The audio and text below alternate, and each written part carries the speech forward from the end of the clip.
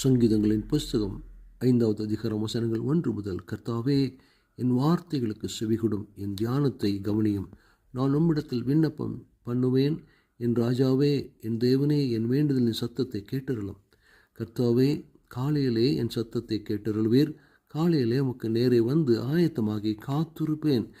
நீ துன்மார்க்கத்தில் பிரியப்படுகிற தேவன் அல்ல, தீமை உம்மிடத்தில் சேருவதில்லை. வீம்புக்காரர் உம்முடைய கண்களுக்கு முன்பாக நிலை நிற்க மாட்டார்கள்.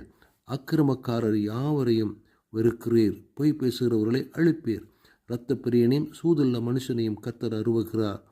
நானோ உமது மிகுந்த கிருபையினாலே உமது ஆலயத்திற்குள் பிரவேசித்து உமது பரிசுத்த சன்னதிக்கும் நேரே பயபக்தியுடன் பணிந்து கொள்ளுவேன். கர்த்தாவே, என் சத்துருக்களின் நிமித்தம் என்னை உம்முடைய நீதியை நடத்தி எனக்கு முன்பாக உம்முடைய வழியை சுவைப்படுத்தும். அவர்கள் வாயில் உண்மை இல்லை, அவர்கள் உள்ளம் கேடுபாடு உள்ளது, அவர்கள் தொண்டை திறக்க